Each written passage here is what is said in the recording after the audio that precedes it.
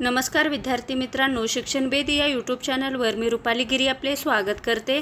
आजच्या लेक्चरमध्ये आपण पाहणार आहोत बीएडच्या प्रथम वर्षातील आणि सेमिस्टर 2 मधील महत्त्वाचा असणारा पेपर म्हणजे समकालीन भारतीय समाज आणि शिक्षण। तर हा पेपर जो होणार आहे किंवा आताची जी सगळी बीएडची एक्झाम होणार आहे ती ऑफलाईन पद्धतीने होणार असल्यामुळे तुम्हाला मुद्द्याच्या स्वरूपात अशी माहिती मी आजच्या या लेक्चरमध्ये देणार आहे। तर बघा, समकालीन भारतीय समाज आणि शिक्षण हा जो विषय आहे बीएडच्या प्रथम वर्षात सेमिस्टर 2 मध्ये, यामध्ये एकूण 6 घटक आहेत। त्यातला पहिला घटक आहे समकालीन भारतीय शिक्षण, याची ओळख आपल्याला इथे करून घ्यायची आहे। दुसऱ्या घटकात करायचा आहे भारतीय संविधानातील तरतुदी आणि शिक्षण यांचा संबंध। त्याचप्रमाणे घटक 3 मध्ये आपण शिक्षणविषयक धोरणे कोणकोणते आहेत, कायदे आणि तरतुदी हे पाहणार आहोत। आणि घटक 4 मध्ये भारत सरकारच्या शिक्षणविषयक कोणकोणत्या योजना आहेत ते पण पाहणार आहोत। आणि घटक 5 मध्ये भारतीय व पाश्चात्य शिक्षण तज्ञ आणि शिक्षण यांचीही माहिती आपण तिथं घेणार आहोत। आणि घटक 6 मध्ये नई तालीम म्हणून एक घटक आहे, तो पण आपण त्यामध्ये पाहणार आहोत। तर चला, मुद्द्याच्या स्वरूपात आपल्याला माहिती पाहिजे आहे, कारण मुद्द्याच्या स्वरूपात माहिती दिल्यानंतर तुम्हाला वस्तुनिष्ठ प्रश्न जरी आले तर ते सोडवता येतील आणि मुद्द्याच्या स्वरूपात तुम्हाला दीर्घोत्तरी प्रश्न कशा प्रकारे लिहिले जातात ते पण यामध्ये कळेल। प्रथम आपण पहिला घटक पाहूया, समकालीन भारतीय शिक्षण। तर यामध्ये महत्त्वाचे कोणकोणते मुद्दे तुम्हाला लक्षात ठेवायचे आहेत। यातला पहिला जो मुद्दा आहे तो लक्षात ठेवायचा आहे। तुम्हाला कोणता जरी दीर्घोत्तरी प्रश्न विचारला तर तुम्हाला त्याआधी काय करावं लागतं की त्याची माहिती किंवा अर्थ लिहावा लागतो किंवा प्रस्तावना तुम्हाला लिहावी लागते। तर ती लिहिताना तुम्हाला काही गोष्टी माहीत असल्या पाहिजेत। तुम्ही ह्या पेपरमधला कोणता जरी क्वेश्चन आला तर त्याची प्रस्तावना व्यवस्थित प्रकारे कशी लिहिता येईल हे इथे बघा। तुम्ही समकालीन भारतीय शिक्षण हा जो घटक आहे तर याचा नेमका अर्थ काय हे तुम्हाला प्रस्तावनेमध्ये लिहायचं असतं। तर बघा, याचा अर्थ व संकल्पना आपण इथे पाहूया। तर बघा, समकालीन भारत हा विविध समस्यांनी भेडलेला जगातील एक महालोकसंख्येचा विकसनशील देश आहे। विकास हा या देशासाठी मूलमंत्र आहे। 2020 पर्यंत जरी नाही तरी किमान 2030 सालापर्यंत भारताला अमेरिका, चीन, जपान, जर्मनी, फ्रान्स इत्यादी विकसनशील राष्ट्राच्या पंक्तीमध्ये समाविष्ट व्हायचे आहे। त्यासाठी समस्येची विविध क्षेत्रे निश्चित करून त्या समस्या विमोचनासाठी अथक व सातत्यशील प्रयत्नाची गरज आहे। सुरुवातीपासून अशी एक धारणा आहे की शिक्षण समाज परिवर्तनाचे प्रभावी साधन आहे, पण शिक्षण म्हणजे केवळ भूतकालीन ज्ञान आत्मसात करून आत्मसंतुष्ट राहणे नव्हे, तर काय आहे शिक्षण म्हणजे मानवाचे वैशिष्ट्य असे आहे की तो भूतकाळाच्या प्रकाशात वर्तमानकालीन समस्यांचा परिहार करण्याचा प्रयत्न करतो आणि भविष्यकालीन प्रगतीसाठी नियोजन करीतो। केवळ औपचारिक शिक्षण समकालीन समस्यांचा परिहार करण्यासाठी पुरेसे ठरत नाही। उत्पन्न करण्याचे सामर्थ्य ज्याच्यामुळे निर्माण होते ते खरे शिक्षण। लक्षात असू द्या, उत्पन्न निर्माण करण्याचे किंवा उत्पन्न करण्याचे सामर्थ्य ज्याच्यामुळे निर्माण होते ते खरे शिक्षण, असा आपल्याला शिक्षणाचा अर्थ सांगता येईल। खऱ्या शिक्षणात समकालीन परिस्थितींचा सर्वांगीण विचार करून त्यामध्ये निर्माण झालेली आणि निर्माण होऊ शकलेल्या ज्या विविध समस्या आहेत त्यांचे विमोचन करण्याची तरतूद समकालीन शिक्षणात असलीच पाहिजे।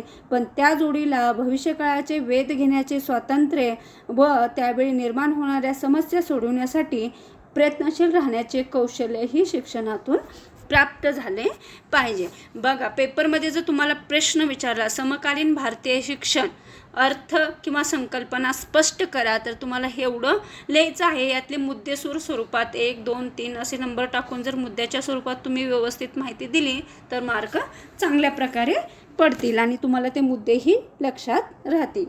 त्यानंतर पाहूया आपण, त्यानंतर यामध्ये एक महत्त्वाचा मुद्दा आहे, तो म्हणजे समकालीन शिक्षणाच्या संदर्भात भारतीय समाजातील समस्यांचा विचार। बघा, विद्यमान भारतीय समाजातील काही ठळक समस्या आपल्याला पुढील प्रमाणे मांडता येतील, ज्याचा विचार समकालीन शिक्षणात महत्त्वपूर्ण ठरतो। तर बघा, भारत हा एक विविध भौगोलिक प्रदेश असलेला विविध धर्म, भाषा, वंशाचा देश आहे. काश्मीरपासून कन्याकुमारीपर्यंत आणि गुजरातपासून आसामपर्यंत भारतात इतके वैविध्य आढळते की एकजिन्सी भारत हे तसे स्वप्नच वाटते. पण विविधतेत एकता हा भारताचा काय आहे, मूलमंत्र आहे. हा पॉईंटही लक्षात असू द्या. हा देश आमचा आहे. आम्ही सर्व भारतीय एक आहोत. विविध जाती, धर्म, परंपरा, भाषा, पोशाख, सांस्कृतिक भिन्नता असली तरी शेवटी आम्ही सर्व भारतीय आहोत. प्रथम राष्ट्र आणि नंतर प्रादेशिक, भाविक, धार्मिक इत्यादी विविधता हे या राष्ट्राचे वैविध्येच्छेदक लक्षण आहे. त्यामुळे जेव्हा देशाला परकीय सत्तेशी किंवा संकटाशी सामना करावा लागतो तेव्हा सर्व भारतीय एक होतात. या वृत्तीमुळे खंडात्मक आणि खंडित असलेला भारत गेल्या 71 वर्षे एकसंघ राहून प्रगती करत आहेत. हे आपण पाहिलं भारताची विविधतेत एकता कशा प्रकारे आहे. तर मग आता आपण काय पाहणार आहोत, तर देशाच्या काही महत्त्वपूर्ण समस्या आहेत. मग त्या कोणकोणत्या आहेत तर बघा, मान्सूनचा पाऊस हा या देशाचा तारणहार आहे. दरवर्षी सर्वत्र सारखा मान्सूनचा पाऊस पडत नाही.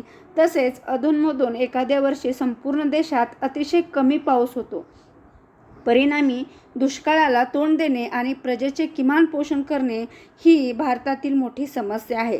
सुदैवाने या देशामध्ये शेती क्षेत्रात आधुनिक तंत्रज्ञानाच्या मदतीने फार मोठी क्रांती झाल्यामुळे देशाच्या काही भागात दुष्काळ जरी पडला तरी तेथील लोकांना अन्न, पाणी, औषधे यांचा केंद्रामार्फत आणि इतर राज्यामार्फत पुरवठा करून दुष्काळावर मात करता येते. अर्थात अजूनही देशाचा काही भाग हा भुकेला आणि कुपोषित आहे हे मान्य करावे लागेल. डोंगरदऱ्यात राहणाऱ्या आदिवासी बांधवापर्यंत संपर्क साधनांचा अभाव असल्यामुळे शासन यंत्रणा पोहोचू शकत नाही. परिणामतः अशा भागामध्ये कुपोषणाचे व बालमृत्यूचे प्रमाण मोठे आढळते. अनेक स्वयंसेवी संस्था तेथे कार्यरत आहेत. जागतिक आरोग्य संघटना त्या ठिकाणी मदत करीत आहेत आणि सरकारही आपल्या परीने संपर्क साधने विकसित करून त्यांच्यापर्यंत पोहोचण्याचा प्रयत्न करीत आहे. त्यामुळे 50 वर्षापूर्वीच्या मानाने आता हा प्रश्न बराच कमी झालेला आहे. मुद्दा काय लक्षात ठेवायचा बघा, शिक्षणात अडथळा निर्माण किंवा समस्या निर्माण करणारा एक भाग आहे कोणता, मान्सूनचा पाऊस हा देशाचा तारणहार आहे. मग पाऊस हा मुद्दा लक्षात ठेवायचा. त्या पावसाला धरून आपल्याला व्यवस्थित असं सविस्तर दीर्घोत्तरी प्रश्नाचं उत्तर लिहायचं आहे.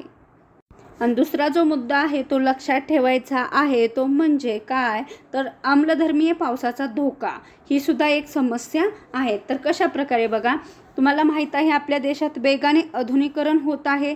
तर तंत्रज्ञानामुळे काय झालेलं आहे तर मोठ्या प्रमाणात यंत्रसामुग्रीचा वापर वाढला आहे किंवा सुरू झाला आहे. देशात कारखानदारी मोठ्या प्रमाणात वाढलेली आहे.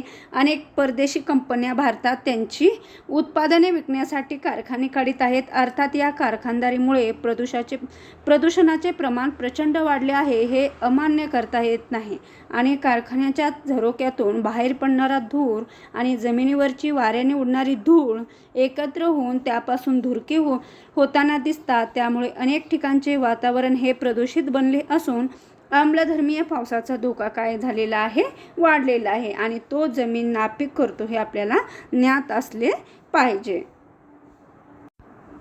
अशा प्रकारे महत्त्वाचे असे पॉईंट 2 आपण इथे पाहिलेले आहेत.